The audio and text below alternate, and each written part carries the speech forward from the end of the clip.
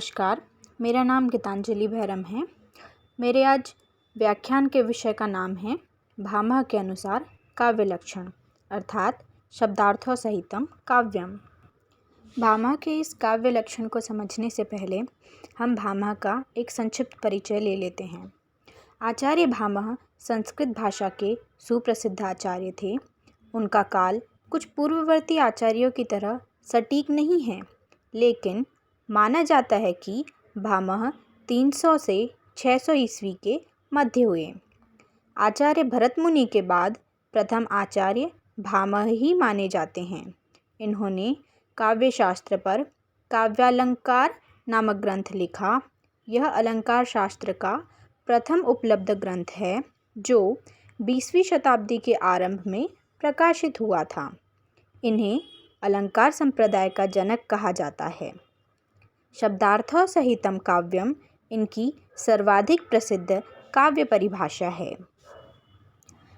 अब हम देखते हैं कि भामह का काव्य शास्त्र में क्या योगदान है। भामह प्रथम आचार्य है जिन्होंने काव्य का लक्षण स्पष्ट शब्दों में दिया है।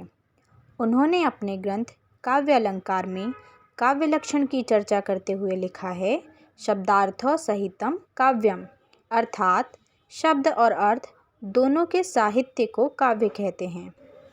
इसका अभिप्राय यह है कि केवल शब्द काव्य नहीं होता और न केवल अर्थ काव्य होता है, दोनों का सम्मिलित रूप ही काव्य कहलाता है।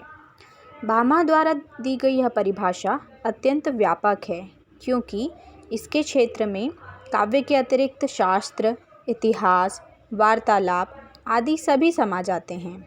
इसी कारण इसमें अतिव्याप्ति दोष है। यह परिभाषा काव्य के अत्यंत व्यापक एवं बाहरी स्वरूप का स्पष्टीकरण करती है।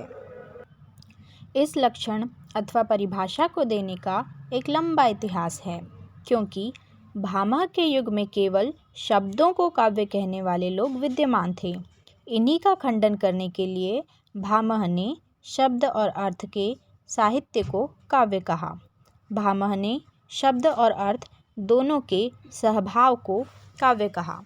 भामह अलंकारवादी थे। उस काल में दो विचारधाराएं प्रचलित थी। दोनों ही विचारधाराएं काव्य सौंदर्य का आधार अलंकारों में खोजती थी।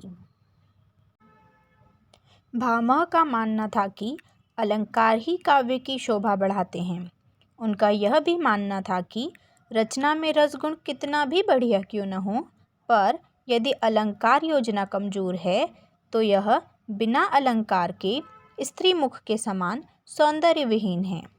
दूसरी ओर दंडी जैसे शब्दालंकारवादी का मानना था कि काव्य में सौंदर्य शब्दों के द्वारा आता है। यदि शब्द सौंदर्य ना हो तो अर्थ सौंदर्य अधूरा है। शब्द का सीधा प्रभाव हृदय पर होता है। पहले हम शब्द ग्रहण करते हैं, फिर अर्थ ग्रहण, अर्थात अलंकार तो बाहरी चीज है। भामह ने इन दोनों मतों का समन्वय किया। उन्होंने कहा कि एक रचनाकार के लिए शब्द का भी महत्व है और अर्थ का भी। तब उन्होंने सहितव शब्द पर बल देते हुए कहा कि शब्द और अर्थ दोनों का सहभाव काव्य है।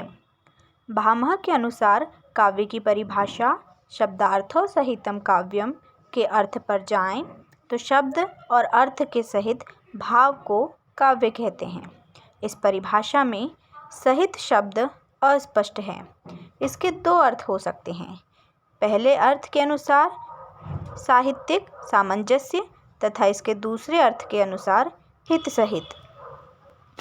यदि सहित का पहला अर्थ लिया जाए तो इस परिभाषा का अभिप्राय होगा कि शब्द और अर्थ के साहित्यिक सामंजस्य को काव्य कहा जाता है।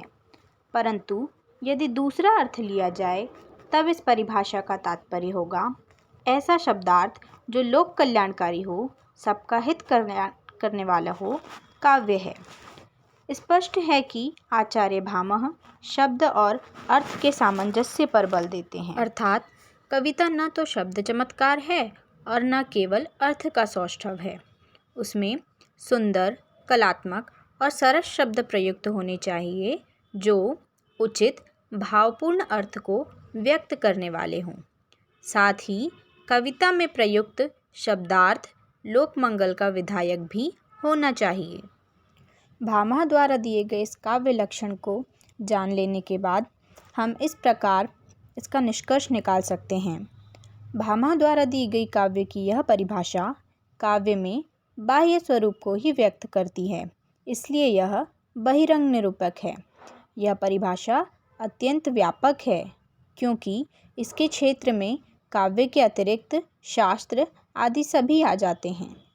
भामह के इस परिभाषा के अनुसार आशय है, काव्य में शब्द और अर्थ दोनों का महत्व होता है, जबकि शास्त्र आदि में अर्थ का ही महत्व होता है, शब्द का नहीं।